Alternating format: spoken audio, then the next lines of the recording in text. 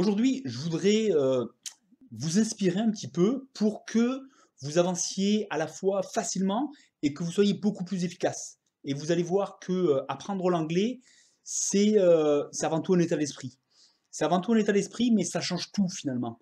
Tout ce que vous allez faire, en fait, ça va changer en fonction de dans quel état d'esprit vous allez le faire. Et il y a vraiment des différences fondamentales qui vont faire que ça va être très difficile, vous n'allez pas avancer, vous n'allez même jamais y arriver. Ou au contraire, vous allez être de plus en plus efficace, vous allez vraiment être bon, devenir de plus en plus bon dans ce que vous faites, et vous allez vraiment parler anglais, utiliser l'anglais et atteindre vos objectifs en fait. Et tout ça, ça commence ici. Ça commence ici, mais ça fait plus que commencer ici. C'est tout se passe ici en fait. Moi, je vous pose une question, une simple question. Imaginez-vous que, quoi que vous fassiez, vous savez que de toute manière, vous allez parler anglais. Vous allez être bon en anglais, c'est sûr. C'est juste que ça se fait graduellement, petit à petit, mais vous êtes convaincu du résultat. Ce que vous êtes en train de faire aujourd'hui, ça marche et ça va vous amener aussi haut que vous voulez. Imaginez-vous juste ça, c'est pas possible que ça marche pas. Dans quel état d'esprit vous êtes si vous imaginez que de toute manière, vous savez que ce que vous construisez, ça fonctionne.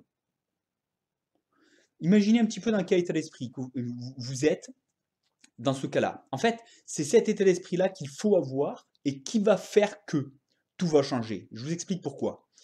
Premier point déjà, vous êtes enthousiaste.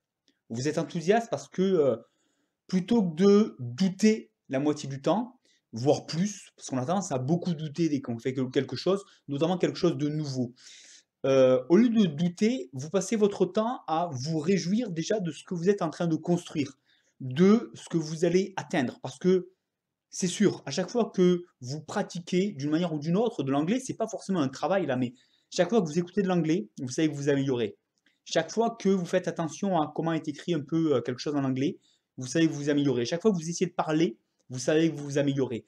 Vous arrêtez pas sur qu'est-ce qui n'a pas fonctionné aujourd'hui, qu'est-ce que vous ne savez pas encore, tout ce que vous avez en tête, c'est tout ça, vous êtes en train de le construire et vous voyez déjà l'objectif atteint parce que de toute manière, c'est une certitude, vous allez y arriver. Imaginez un petit peu déjà le côté enthousiasme, plaisir que c'est, ça change tout.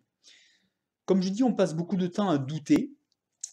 Et en fait, on s'aperçoit, si on s'observe un petit peu, mais c'est pas que dans l'anglais, c'est partout.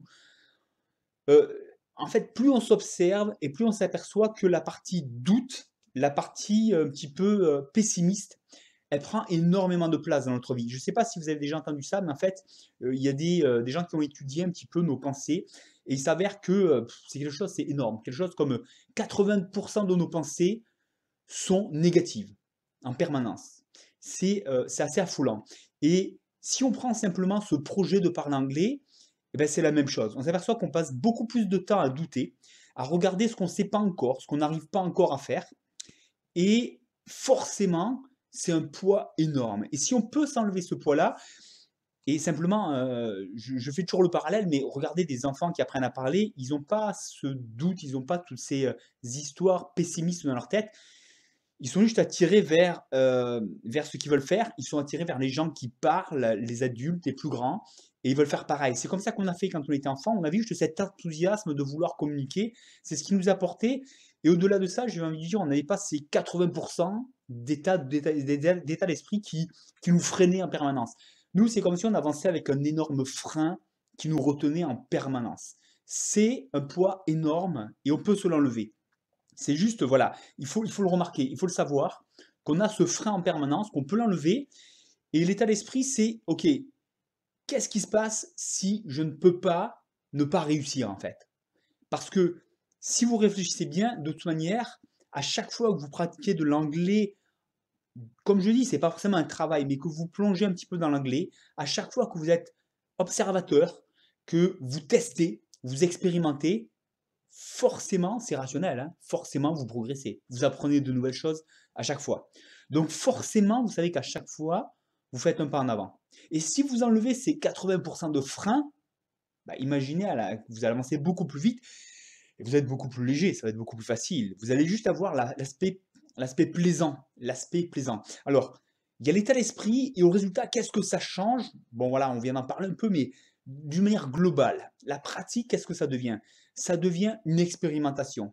À chaque fois que, comme je dis, vous rentrez un peu dans l'anglais par n'importe quel biais, là, que ce soit par un besoin de comprendre ce que vous avez en face, un besoin de communiquer, une envie de comprendre ce que vous avez écouté, vous avez pris quelque chose qui vous intéressait sur Internet, vous avez eu une occasion, vous avez rencontré, que ce soit de l'écrit, de l'audio, une personne en face de vous, bref, vous êtes en contact avec de l'anglais, et à chaque fois, ça, vous le prenez comme une expérimentation. Une expérimentation où ben, l'idée, c'est de découvrir un peu plus. Mais c'est une expérimentation, ça veut dire que on teste, on voit ce que ça marche pas, ça donne de meilleurs résultats, de moins bons résultats. On expérimente, on le prend un peu dans tous les sens. Et véritablement, vous savez, c'est un peu comme dans tout dans la vie finalement, mais quand on prend la vie comme une expérimentation, on devient performant. On arrête de s'embêter avec toutes nos histoires, tous les poids qui nous retiennent, toutes les prises de risques. Parce que c'est vrai, quand on expérimente, c'est une prise de risque. Si on voit ça comme c'est bon, j'ai réussi, c'est pas bon, j'ai perdu et c'est un poids. Ben, si on le voit comme ça, on ne peut plus expérimenter. Et bien souvent, c'est cet état d'esprit-là qu'on a, c'est ce qui nous retient, c'est ce qui fait que c'est un poids énorme. Alors que dès qu'on prend les choses comme une expérimentation, parce que c'est ça en fait, hein, regardez, je compare ça toujours à quand on était bébé, qu'on a appris à marcher. Si à chaque fois qu'un bébé tombe, on prend ça comme un échec, si le bébé il prenait ça comme un échec, personne ne saurait marcher. C'est beaucoup trop compliqué et il a fallu beaucoup trop échouer, entre guillemets. En fait, non, c'est une expérimentation. Un bébé, il expérimente tout.